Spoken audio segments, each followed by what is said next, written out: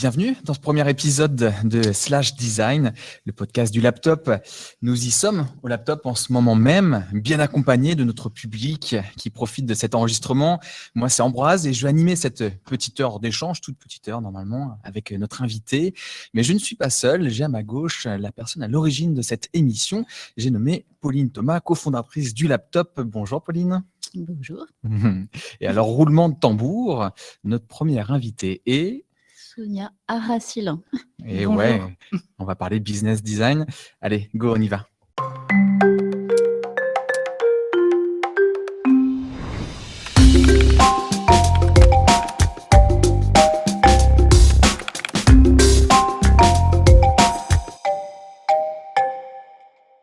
Est-ce que le business design peut rendre le monde de l'entreprise plus vertueux?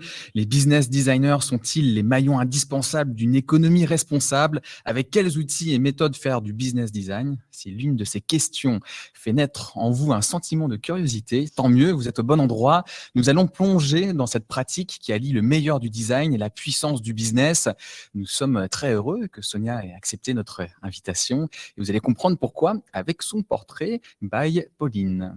Et oui, donc Sonia est vraiment une des premières coworkers de laptop. Et donc, il y a 10 ans, c'était un lieu qui promouvait les nouvelles manières de travailler et de penser le design. Et il y a un an, sur notre canapé, enfin ton canapé, nous discutions de valeurs. Et on s'est dit, il y a quand même un gros sujet maintenant que tu travailles dans une grande entreprise qui est Fjord, appartenant à Accenture, donc de redéfinir la valeur et le design, comment il pourrait apporter tous ces nouveaux éclairages. Merci Pauline. C'est plutôt fidèle ce qui a été dit ou il y a des choses à modifier, Sonia? C'est le moment ou jamais. Non, c'est très fidèle. Merci Pauline pour ce joyeux portrait et merci de m'avoir invitée. Bonjour à tous, bonjour. Oui, tu es fidèle. Moi, je garde un souvenir tendre et assez ébloui de ces moments qu'on a partagés ensemble au tout début du laptop, où on refaisait le monde à l'heure du déjeuner avec des esprits curieux, des esprits très avec une envie de repenser, comme tu dis, le design et notre place surtout dans ce monde qui change pour pouvoir apporter une contribution aussi à notre petite échelle à toutes ces transformations autour de nous. Peut-être qu'il y a un mot qu'on va entendre beaucoup là ce soir, mais c'est l'éthique.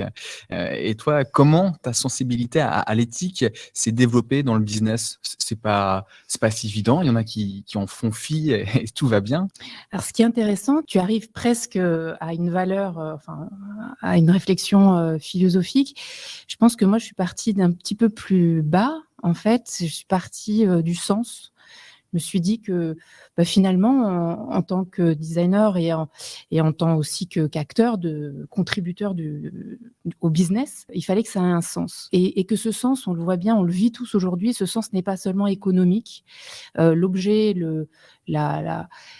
comme on dit aujourd'hui, le purpose, la raison d'être des entreprises, c'est plus seulement de faire du profit, c'est d'apporter quelque chose dans la relation avec le marché, avec leurs clients, un engagement, une relation, une intimité même avec les marques. C'est ce sens-là qui m'intéresse et que j'aime aller chercher. Je vais être provocateur, mais est-ce qu'au final, ça serait pas plus simple de juste penser à rentabilité? Parce qu'en général, quand l'argent est là, que le business est là et qu'il est juteux, tout le monde s'en contente, tout le monde est heureux. Alors pourquoi s'embêter avec l'éthique?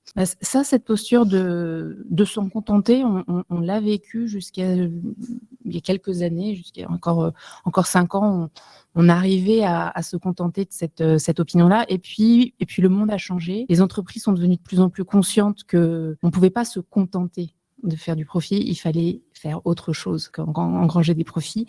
Et ça, c'est venu aussi une réflexion et un sentiment qui a été partagé dans le monde entier. Aujourd'hui, toi, moi, on a ce sentiment en tant que consommateur et en tant que citoyen. As-tu des modèles qui t'ont inspiré, qui t'inspirent encore aujourd'hui dans ton métier, qui ont trouvé cet équilibre business justement et sensibilité sociétale sur lequel tu jettes un œil plutôt bon et en tout cas qui t'inspire? Alors, tu parles de modèles d'experts, de dessins animés Non, quand je parle de modèles, c'est soit des personnes, soit des entreprises, soit des exemples où tu te dis, là, ça a du sens, là, ça D'accord. m'inspire, là, c'est beau, c'est bon. Alors, j'aime pas trop l'idée de modèle. Je me nourris plutôt d'inspiration et cette inspiration et ces inspirations sont souvent des gens avec lesquels j'échange, Les proches. même virtuellement. Et c'est pour ça que j'ai adoré vivre cette expérience de laptop avec Pauline. Parce qu'on est tous capables d'échanger, d'avoir un regard critique. Anne qui l'a, des amis, des collègues, pour moi c'est ce qui me nourrit le plus. Après j'ai des North Stars, des gens qui comptent dans ma galaxie. John Oswald, qui était le business design director de Fjord à l'époque, qui m'a recruté, pour qui j'ai beaucoup d'affection parce que c'est quelqu'un qui pense et c'est quelqu'un qui a aussi beaucoup de talent et d'humilité. Ça donne envie de le connaître en tout cas. Il va falloir qu'on fasse pouvez nos recherches. Maintenant qu'on te connaît mieux, on va attaquer le cœur du sujet, le business design. Ce n'est pas si évident que cela à définir. On a passé pas mal de temps nous-mêmes à le définir quand on a préparé ce podcast. Alors le mieux, c'est qu'on démarre avec une définition commune, une même description. Et ça, c'est ton rôle, Pauline. Et oui. Donc attention, j'ai 2 pages. La leçon. Alors, ce qui est intéressant dans cette notion de business design, donc on en parlait avec Lalao, qui est de notre ruche, Lalao. Donc il y a 10 ans, quand Fjord est arrivé en France, et effectivement, je me suis dit c'est vraiment intéressant parce que à ce moment-là encore, en fait, notre raison d'être, ou alors pourquoi on était appelé, c'était vraiment pour donner un petit peu la touche finale. Bon, aujourd'hui, les designers sont toujours très sollicités quand il s'agit de développer la désirabilité d'un produit. Donc Uber, Spotify, Slack, N26. Donc je parle vraiment des plus gros, mais pourquoi ? Parce que ils ont vraiment vu leur valorisation augmenter jusqu'à 50% suite à un rebranding. Donc là, je parle que de rebranding avant leur introduction en bourse. On fait référence à ce fameux indicateur du plus 211%. Je ne sais pas si ça vous dit quelque chose, le plus 211%. Moi, non. En fait, de quoi s'agit-il à votre avis ? C'est énorme. Et donc, quand on parle de business et de design, en fait, c'est le taux de surperformance des sociétés employant l'approche design. Alors, je parle de manière holistique, bien sûr. Donc, design thinking, UX, rebranding, culture d'entreprise. C'est une étude qui a été réalisée par le DMI, Design Management Institute, donc parmi les 500 entreprises les mieux cotées en bourse aux États-Unis. Donc 211%, et c'était en 2014. Alors c'est bizarre parce qu'ils n'ont pas réévalué cette étude. Donc peut-être qu'on n'a plus besoin de prouver que le design a de la valeur, je ne sais pas. Bon, mais en tout cas, c'est pas étonnant que le business commence à s'interroger sur notre recette magique quand même, parce que ça fait rêver. Et puis peut-être qu'ils aient un peu envie d'en être. En fait, c'est une discipline relativement nouvelle, donc qui se place quand même à l'intersection entre la finance, donc la rentabilité, la viabilité économique. Donc ça, c'est pas un langage qu'on connaît super bien. Et le design. Donc on est quand même content qu'il y ait des gens comme ça qui pensent avec nous le design. Et rappelez-vous, disait Thomas Watson Jr., le président d'IBM, good design is good business. Donc ça fait quand même un petit moment que ça traîne. Hein, ça date pas d'hier. Mais en fait, la discipline en tant que telle, elle est vraiment apparue naturellement chez IDEO. Très bizarre. Donc, ce sont les inventeurs, on va dire, en tout cas les fondateurs, en fait, ont vraiment développé les méthodes de design thinking pour leurs clients, tout simplement, pour penser rentabilité, innovation, donc créer de solutions innovantes, oui, bien sûr, mais il faut évidemment assurer leur viabilité économique pour que ces solutions soient durables dans le temps et que du coup, tout simplement, que les clients reviennent. En gros, le business designer, donc là, on peut se dire que si c'est chez IDEO qu'il travaille avec le designer, par contre, dans les grandes entreprises dont on a parlé, toutes les entreprises ne sont pas super matures. Donc, qu'est-ce qu'on se dit ? Alors, est-ce que le business designer, il arrive là pour avoir le rôle de censeur du designer ? C'est-à-dire, ok, c'est sympa tes solutions, mais il faut que ça rapporte. En gros, c'est ça. Donc, c'est vraiment travailler dans la main dans tout le processus de design avec un focus rentabilité, ce qui est pas mal, mais on va aller plus loin que ça, évidemment. Donc, en gros, si je peux conclure, ou en tout cas préciser, qu'est-ce qu'un business designer, en fait ? C'est tout simple. C'est quelqu'un, déjà qui utilise les mêmes méthodes que les designers, mais qui va plutôt essayer de tirer par les cheveux ces solutions, enfin les idées. Donc, c'est-à-dire peut-être qu'on pourra employer davantage des méthodes du design fiction, ou peut-être du design systémique, même je pensais aux cartes paradoxes de Naman pour pouvoir créer des expérimentations très concrètes, parce qu'on parle vraiment de design, donc c'est très concret. Mais on va utiliser beaucoup le sprint aussi, les design sprints, la recherche utilisateur, évidemment, parce que sans eux, nous ne sommes rien. Voilà, nous on s'arrête plutôt là, mais eux, ils vont aller plus loin. Et donc, c'est là où on est très content qu'ils existent. C'est qu'ils ont les outils métiers pour modéliser la pertinence des solutions sur le marché avec des projections financières, des entonnoirs de vente, des Blue Ocean Strategic Canvas, tu en parleras peut-être, je sais pas.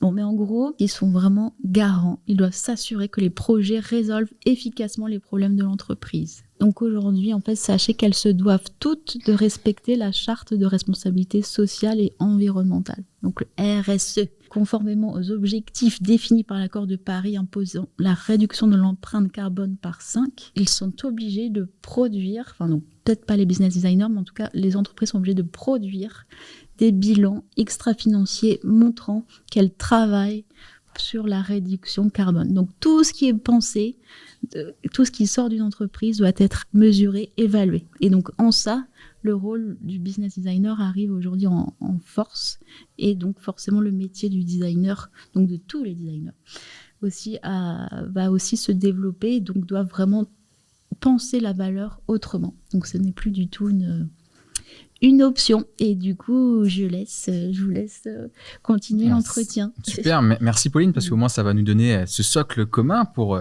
continuer à évoquer tout cela. Et peut-être qu'on peut attaquer tout de suite en parlant justement du monde de l'entreprise. Et est-ce que le business designer, est-ce que le business design est une pratique qui est facilement accueillie, les bras grands ouverts de la part des entreprises? Est-ce qu'ils sont conscients à la fois de ce besoin et à la fois de la valeur de ce business designer? Alors, je crois que les entreprises ne nous connaissent pas. Et il y a beaucoup de métiers aujourd'hui qui arrivent, voilà, du fait de la transformation de l'économie, l'arrivée d'Internet, les transformations digitales. Tout ça. Beaucoup de nouveaux métiers sont apparus. Et nous, on est là pour, comme on dit, délivrer. On est là pour apporter un service à nos clients. Souvent, nos clients voient arriver des hordes d'experts, de gens qui savent faire des trucs et qui ont des étiquettes. Bon, ils ne savent pas forcément décrypter tout ça. Et ce n'est pas très important, en fait. Ce qui est important, c'est que plutôt que côté prestataire, donc côté, par exemple, agence d'innovation, groupe de conseil, on puisse former des équipes qui savent travailler ensemble. Et c'est cette pluridisciplinarité qui est importante. Donc finalement, le client, lui, ce qu'il voit, c'est une équipe. Il voit si l'équipe lui plaît, si elle fait du bon boulot. Et c'est plutôt dans les coulisses qu'on doit apprendre à travailler ensemble. C'est intéressant, ça, c'est de mettre un peu de côté son ego. C'est pas grave si on nous reconnaît pas, mais plutôt que l'entreprise ait juste conscience qu'ils ont fait appel aux bonnes personnes, en tout cas que ça fonctionne bien. De manière spontanée, on pourrait voir le design et le business sur des courants contraires, et peut-être que tu vas réussir à nous démontrer le contraire, mais on voit bien qu'il y en a un qui est centré sur l'utilisateur, je parle évidemment du design, et l'autre sur le profit, qui est plutôt le business. Si on va dans les stéréotypes, on est là. Est-ce que je me trompe? Est-ce qu'on doit voir les choses différemment? Non, tu trompes pas dans l'exercice de simplifier les choses. Et c'est un peu la grande énigme du business design, cette espèce d'équation à plein d'inconnus qu'on essaye de résoudre. En fait, ça va dans les deux sens. Le business apporte au design la possibilité d'avoir une compréhension plus étendue de la valeur que le design produit.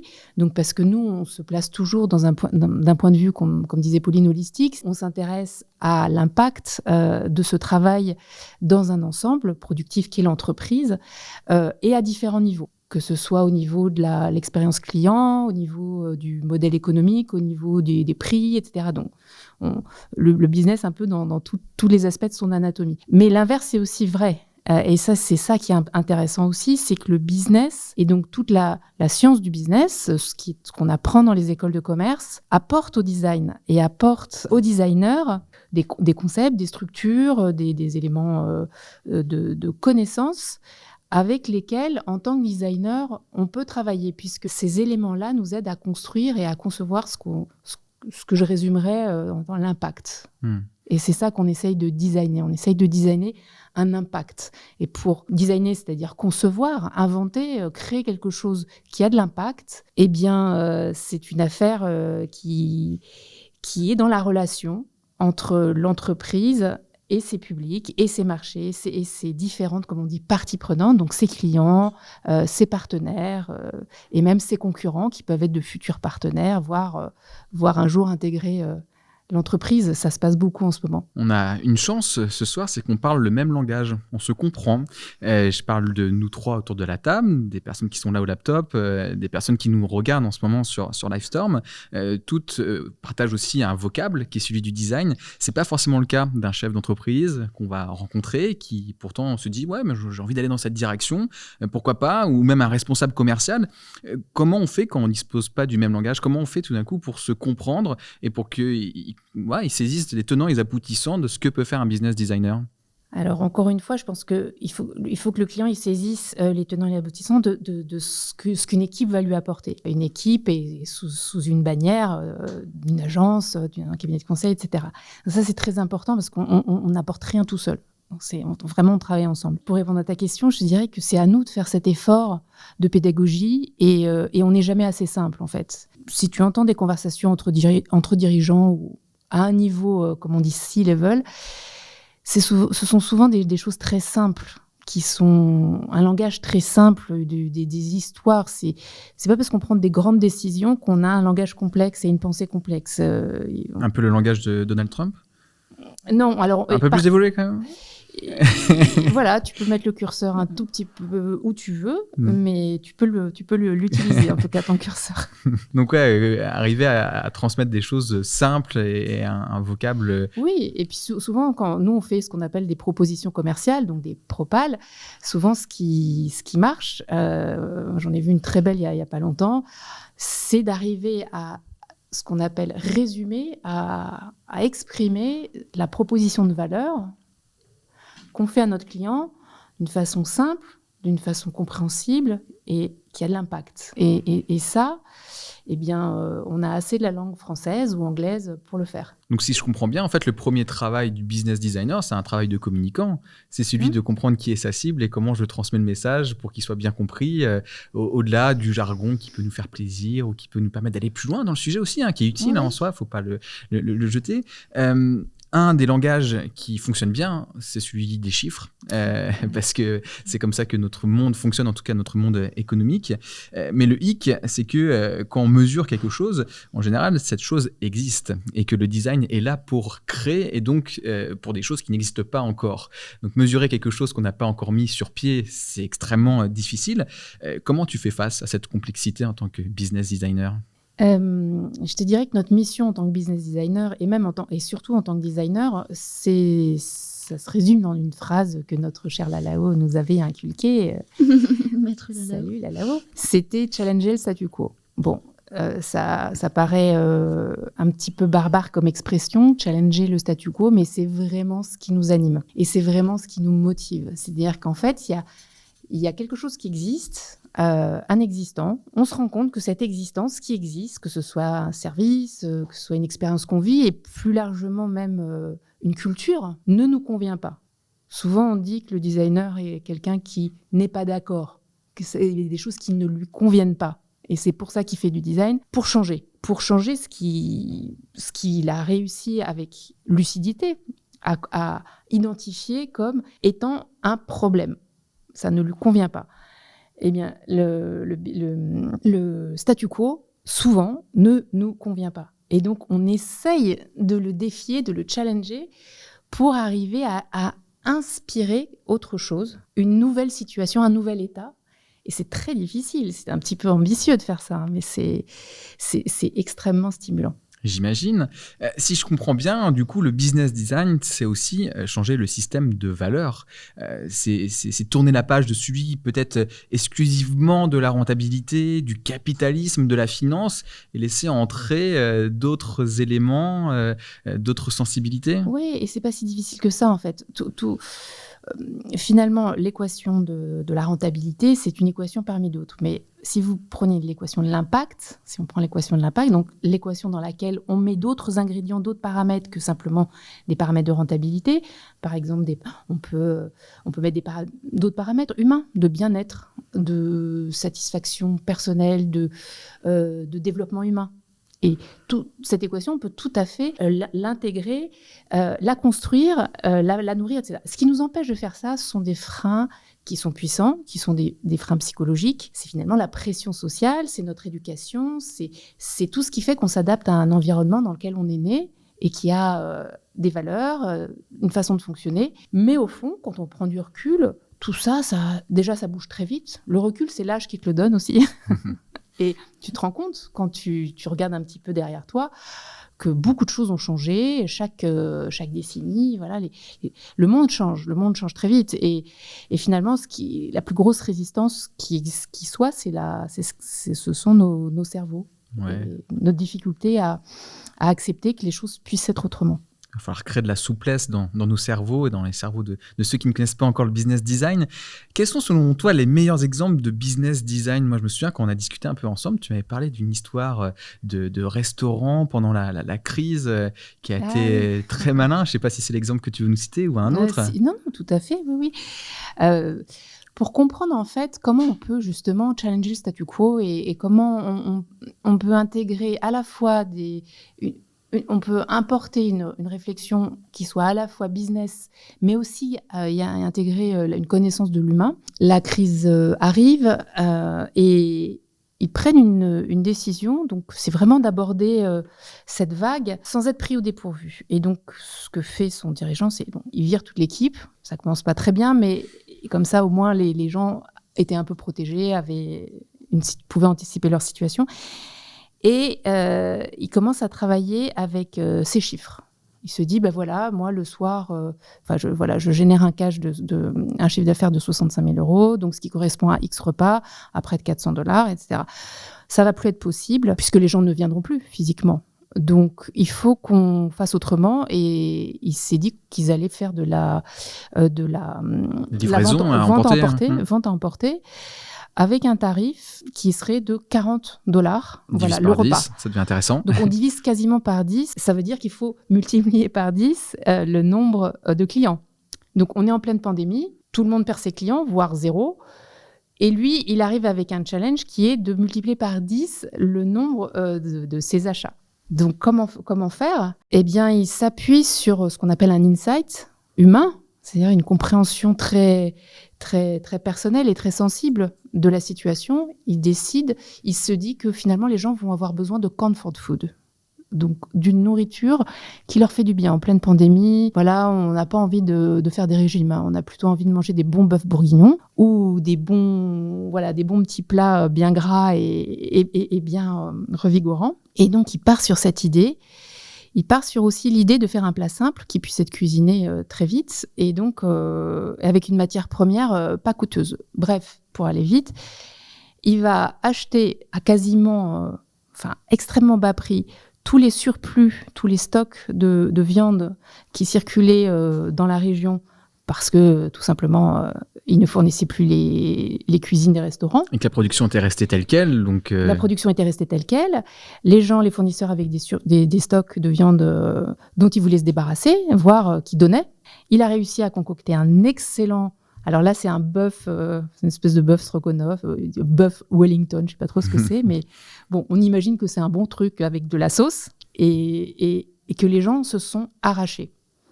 Il a réussi à rétablir sa situation économique. Il y avait des queues devant son restaurant, des queues de voitures, de drive énormes, parce que les gens venaient en voiture chercher leur takeaway, leur plat. Et ça a permis, alors non seulement au business de survivre, ça a permis au restaurant de réembaucher son équipe assez rapidement, pas toutes, enfin, je ne sais pas s'ils ont réussi à embaucher tout le monde.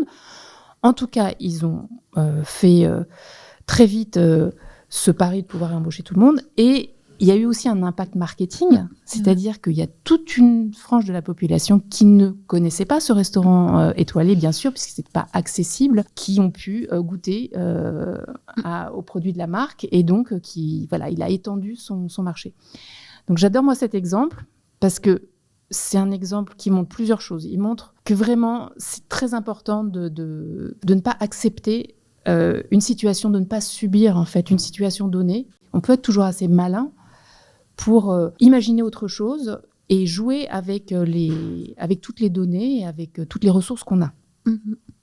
Et ensuite, j'aime beaucoup cet exemple parce qu'il montre le mélange qui s'est produit dans la tête de ce chef d'entreprise et qui est fabuleux, il a raisonné aussi bien avec des chiffres qu'avec des slurps, avec des envies de gens de manger quelque chose à un moment donné. Et il ne s'est pas avoué vaincu, il a juste essayé de comprendre ce qui pourrait créer, comme on dit, de l'adoption, donc qui pourrait être appétant pour ses clients. Mais c'est aussi, c'est un peu la définition de l'innovation. C'est vraiment un usage, comment on va utiliser la créativité dans le business. Donc, innover par l'usage à un moment T d'une situation. Et du coup, en fait, un business designer pourrait être aussi un chef d'entreprise. En fait, c'est... complètement. Et normalement, un chef d'entreprise est un business designer. Parce qu'en fait, il doit être créatif bien avec sûr. rien. Ouais. Optimiser ses coûts, c'est sa problématique, mais en même temps, faire vivre son entreprise. Donc, recruter, avoir une équipe, créer une culture d'entreprise, développer sa marque. En fait, tout est lié. Et ça, on a l'habitude avec le design. Tout est lié. Donc, finalement, c'est super clé, quoi. C'est vraiment une ressource et des compétences qui doivent être développées. Donc, complètement. Il n'y a pas de... En plus, ce que tu disais tout à l'heure est intéressant. Tu disais le business designer, il va aller explorer un petit peu plus loin, futur casting, etc. Un peu plus loin dans le temps, un peu plus loin dans l'espace, avec une vision plus systémique des choses.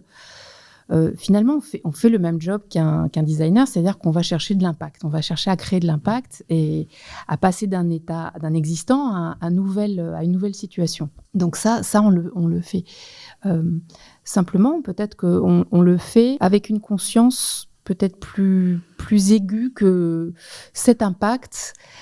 On peut aller le construire très très tôt, au niveau même de l'envie, d'une stratégie ou d'un plan d'action. On peut le construire à différents niveaux. On n'est pas forcément aussi attaché au brief du point de vue de l'expérience qu'un designer. On va aller ouvrir en fait toutes les portes de la maison pour essayer de comprendre comment ce brief va créer un nouvel existant pour l'entreprise et les clients. Alors c'est bien, Sonia, que tu nous parles des designers et que tu fasses le lien en disant on fait à peu près la même chose, on cherche à avoir l'impact. Imaginons, je suis un facilitateur, j'anime des sessions de design thinking ou alors je fais de l'UX. Est-ce que j'ai déjà le bagage nécessaire pour faire du business design ? Est-ce que je peux me dire là, dès demain, c'est bon, tu m'as convaincu avec cette histoire de restaurateur, j'ai envie de faire du business design, 2-3 ressources et c'est parti, ou ça demande quand même soit une certaine formation, soit un certain temps d'adaptation, d'observation, parce qu'il y a quand même des différences importantes. Alors, la première chose, la première compétence, tu l'as citée. Je pense que c'est l'envie de le faire. Et ça, c'est vrai pour beaucoup de choses. Aujourd'hui, tu peux te former, il y a de plus en plus de ressources en ligne. Et tu peux graduellement en fait monter en compétences de façon autodidacte. Après, je conseille quand même des formations qui commencent à arriver et qui sont vraiment intéressantes. Il y a DMBA d'Allen qui est extrêmement intéressant et qui apporte justement tous ces fondamentaux dont tu parles, parce que le risque en fait le risque de cette discipline, c'est qu'elle est jeune et qu'il peut y avoir un sentiment un petit peu d'éparpillement ou même de façon de la définir ou de façon de l'aborder qui sont un peu hétérogènes.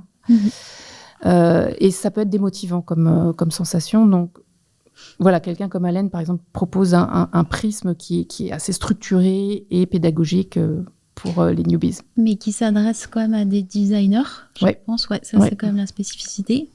Et alors, je pense qu'on pourrait aussi préciser que le business designer n'est pas un product manager, parce que le product manager a quand même dans son scope cette vision, voilà, métriques, rentabilité, qualité, impact, mais en fait, le business designer n'est pas attaché à un produit. C'est plutôt l'entreprise. Donc, en fait, c'est ça qui est intéressant, quoi. C'est compliqué, hein.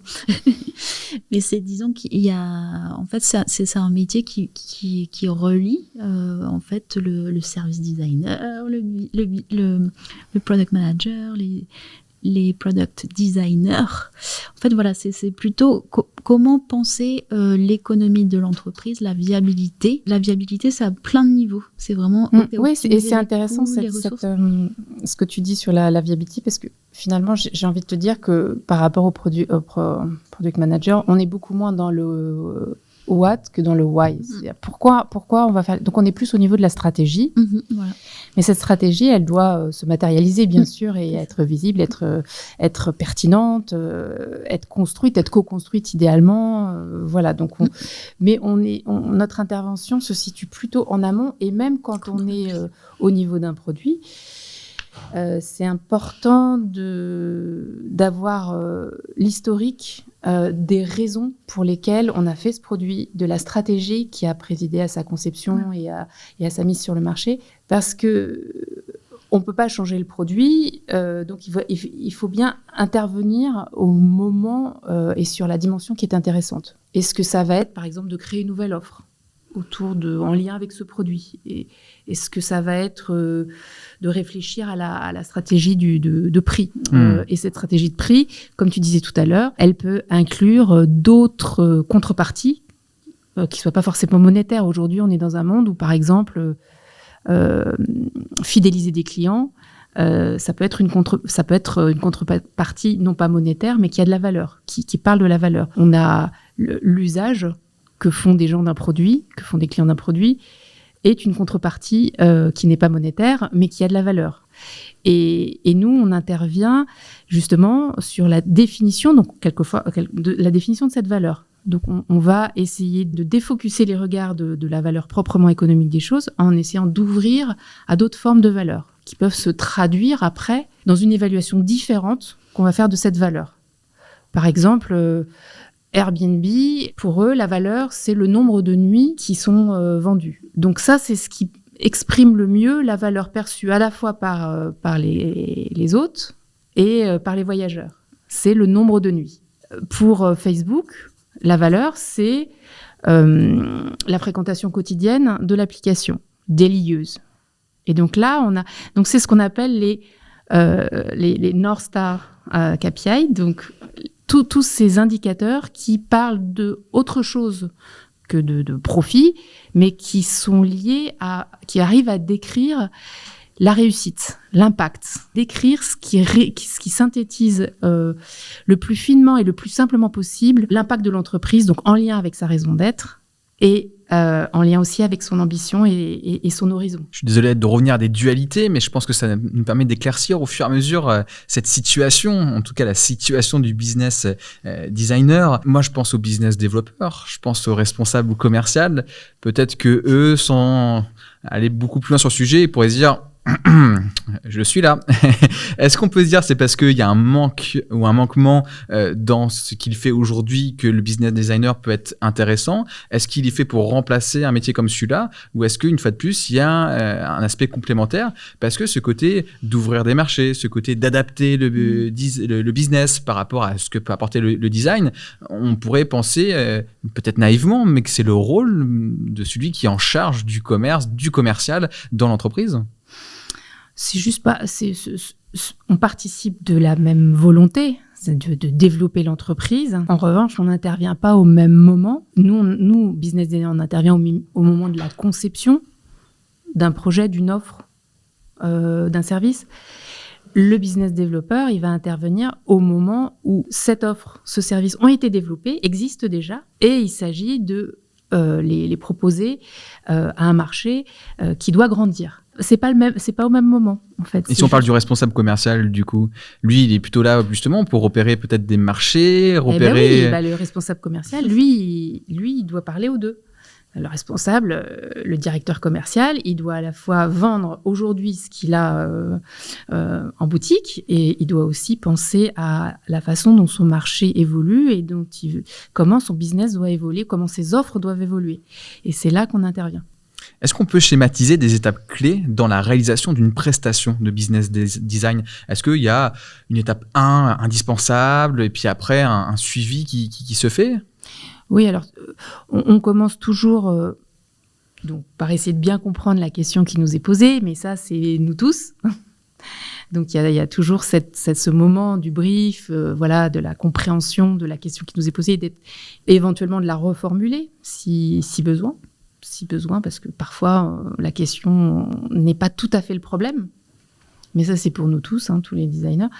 Et puis ensuite, on va aller beaucoup se documenter. Alors, on va faire ce qu'on appelle la desk research, donc essayer de comprendre tout ce qui a été écrit sur le sujet, tout ce qui existe comme information sur le sujet pour être nourri le plus possible de la connaissance. Parce qu'on peut rien inventer si on n'a pas digéré tout ce qui existe. C'est un peu comme dans les sciences, on ne peut pas inventer une nouvelle science si on n'a pas digéré tout ce qui a été fait au préalable. Et donc, c'est ce qu'on fait. On fait ça pour aussi avoir des éléments, comprendre les fondamentaux du business et de la situation. Mais ça, c'est la description. Mais il y a aussi une recherche qui est importante, c'est la recherche utilisateur, donc la recherche, la research, et qu'on essaye et c'est là que c'est intéressant, on essaye d'articuler à la connaissance plus économique des choses. Donc, on essaye d'articuler ce qu'on appelle la data research et donc la big data et la thick data, la donnée épaisse, c'est la compréhension. Si vous reprenez l'exemple d'Alinéa, eh bien dans la tête du dirigeant de ce restaurant, il y a eu une pensée qui est née d'un mix entre deux types de connaissances. Il avait plusieurs types de connaissances. Il avait une connaissance du marché, et donc il avait une connaissance aussi des grosses données économiques. Il avait une connaissance de son business dans toutes ses dimensions. Et puis, il a eu cette connaissance ou cette intuition à un niveau plus humain, donc à un niveau plus qualitatif, les gens vont avoir besoin de manger quelque chose de réconfortant. Et ça, c'est un moment aussi important que la connaissance économique qu'on peut avoir. Alors ça, c'est le préalable. Mais une fois qu'on a bien compris ça, ça permet de passer ensuite à une autre étape qui est la définition d'un territoire d'opportunité.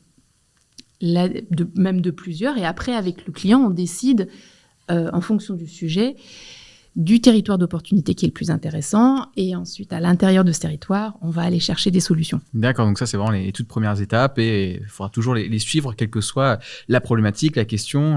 Souvent, sont des fondamentaux. Souvent, on fait ça. C'est une façon d'aborder le sujet qui est un petit peu, qui est très, très fréquente. À quels outils a recours le business designer? Il a besoin de quoi comme outil? Une pelleteuse. Ouais, on va faire une petite commande sur Mano Mano après. Les outils, c'est beaucoup ce qu'on appelle des canevas. Donc, ce sont beaucoup d'outils qui sont une modélisation préexistante d'une façon de faire une activité à un moment donné sur un projet. Donc, ce sont des modélisations, par exemple, une opportunité nouvelle.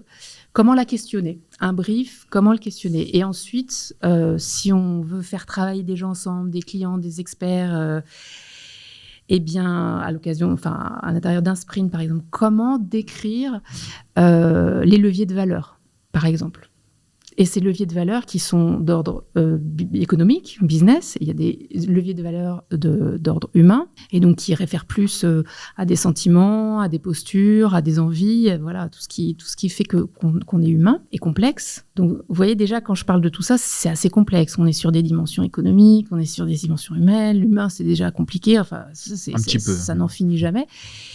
Et nous, on est là pour apporter une traduction des différents leviers la plus pertinente possible au moment adéquat, par exemple à l'occasion d'un sprint où on va décider ensemble, par exemple, un territoire d'opportunité, c'est-à-dire où doit aller l'entreprise, ou la branche de l'entreprise, pour créer de l'impact, toujours avec cette idée de créer une situation nouvelle qui crée de l'impact. Et nous, tu parlais de langue tout à l'heure, tu parlais de communication, on va essayer de construire la grammaire et le lexique de ce travail d'innovation, de façon à ce que tout le monde puisse communiquer et apporter au projet ce qu'il a à lui apporter. Et qui est toujours différent parce qu'on est tous différents. Est-ce que tu as des questions que tu as repérées sur les personnes qui nous suivent? Peut-être que c'est le moment où on va pouvoir le partager à Sonia. Oui. Alors, donc il y a des questions intéressantes là sur donc quelle est la différence entre un business designer et un UX stratégiste? Je te le demande, ma petite Sonia. C'est la question. C'est intéressant. C'est franchement, alors à un moment donné, si on travaille tous les deux sur un projet de service ou sur l'expérience d'un service, ça sera sans doute la même chose. Mais en revanche, si on travaille sur une ambition d'entreprise, si on travaille sur la définition d'une nouvelle offre, si on travaille sur l'activation, par exemple, d'une stratégie dans l'organisation, la transformation d'une culture avec, par exemple, un prisme plus RSE, là, on sera à un niveau plus méta. Donc, on sera plus sur le domaine de l'expérience ou du service. Mais on sera... on peut dire qu'on ne fera pas le même métier ni avec les mêmes outils. Est-ce que le business design consiste à redéfinir un modèle stratégique en redéfinissant la proposition de valeur? Le modèle stratégique business model est-il donc indispensable dans une prestation de service business design? Ça devient compliqué. On parle de business, mais il y a beaucoup de missions et de missions pour lesquelles on n'est pas obligé de redéfinir le business model. On peut s'intéresser par exemple à l'adoption d'un nouveau service ou même à la création et l'adoption d'une nouvelle offre sans que ça ait un impact sur le business model de la boîte. On n'est pas obligé de redéfinir son business model. Une entreprise peut tout à fait proposer une nouvelle offre, voir une offre assez nouvelle par rapport à ce qu'elle a l'habitude de faire. Ça ne va pas changer forcément son business model. En revanche, si cette offre commence à avoir beaucoup de succès et être tirée par le marché, avoir comme on dit, de la traction sur le marché, et que ça challenge l'entreprise beaucoup plus profondément que simplement d'être en capacité de fournir cette offre et de s'organiser pour la fournir. Oui, là, on va commencer à penser à de nouveaux business models. Mais essayer de réfléchir, en fait, au business design sans forcément avoir une démarche trop top-down. C'est-à-dire oublier un peu tout ce que vous connaissez sur l'entreprise et sur le design. Et dites-vous que c'est le mariage heureux des deux disciplines et qu'on peut aborder les sujets par n'importe quel bout, puisque les demandes de nos clients, les briefs, émanent de différents endroits et nous font part de différentes problématiques qui sont souvent autre chose que simplement de créer un nouveau business. C'est agréable à entendre, ça a l'air même merveilleux, moi, quand j'entends ça sur le business design. Merci, Ambroise. On peut partir sur une dernière question. Oui, il y a une question intéressante sur la compétence. Est-ce que c'est une compétence? Mais ce que tu dis, c'est qu'en fait, oui, le service designer, même l'UX designer, le business designer, on a tous la même approche de trouver une bonne solution viable et désirable, etc. Sauf que le business designer, quand il est recruté en tant que tel, parce qu'il n'y a pas forcément des postes dans toutes les boîtes comme on a vu, lui, il va avoir juste un focus, son boulot, ça va être vraiment de modéliser la rentabilité d'un projet. Donc c'est juste ça. Et les UX, eux, ils vont se focaliser sur la création de l'interface, l'expérience utilisateur. La rentabilité, la valeur. Parce que cette valeur, elle peut être plus large que la rentabilité. Et du coup, ça, c'est un point qu'on a dit un peu rapidement. Mais avec cette nouvelle responsabilité que les grandes entreprises doivent avoir, la valeur, elle doit être vraiment réfléchie à plein de niveaux de l'entreprise. Et donc, le financier n'est qu'une conséquence. Donc, en fait, c'est ça, c'est aujourd'hui la complexité du métier. Donc, accrochez-vous. Je pense que c'est bien d'être un peu ingénieur quand même pour être business designer, parce qu'il faut quand même comprendre beaucoup de données. Il faut comprendre un petit peu tous les strates quand on met en place une solution, elle a forcément un impact Mais je parle carbone, hein, C'est sur ça. la société. Et du coup, il faut penser ça également. Enfin, voilà, je te laisse. Justement, c'est intéressant que tu dises qu'il faut être ingénieur ou qu'il faut savoir beaucoup de choses. En fait, je pense qu'il faut surtout savoir poser des questions. Voilà. Curiosité. C'est ça. Et donc, c'est vrai que sur des sujets qui sont complexes, comme par exemple définir l'ambition RSE d'une entreprise et en fonction de ce qui fait sens pour son marché et ce qui fait sens pour ses clients, eh bien, on va avoir un travail quand même qui va être assez conséquent, qui va partir dans des directions, dans des dimensions multiples, qui va avoir besoin aussi de se nourrir de ce qui a été fait. Donc, c'est vrai qu'on brasse beaucoup d'informations. Mais on n'est pas obligé de produire cette information nous-mêmes. Il faut juste être en mesure de poser, d'identifier les personnes qui vont apporter cette connaissance, qu'elles soient dans notre entreprise, dans notre agence d'innovation, dans notre boîte de conseil, ou chez le client.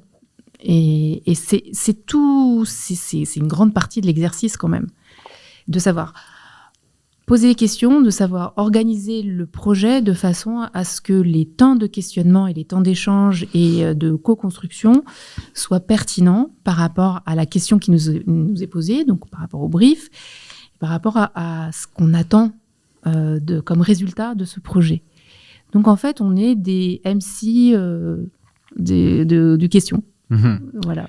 On avait une question dans la salle, c'est de se dire, puisque dans le monde de l'entreprise, les chiffres priment et qu'on est dans un système capitaliste où de toute façon, on revient tout de suite au calcul et à ce bilan comptable, est-ce que véritablement le business design peut exister en prenant d'autres valeurs? Et est-ce qu'au bout d'un moment, ça peut être que relégué au second plan ou en tout cas, sera toujours facultatif, ça n'aura pas le poids qu'aurait un discours qui serait sur celui de la rentabilité?